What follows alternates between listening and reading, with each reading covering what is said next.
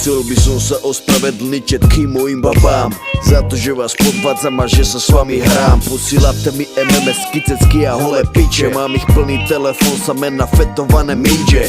Všetkým ukazujem, jak som vám pojebal hlavy. Je vás asi 150 od Blavy do Prahy. Prepačte, že ojebávam, že som taký sráč, ale toto je môj údel, som pojebaný hráč.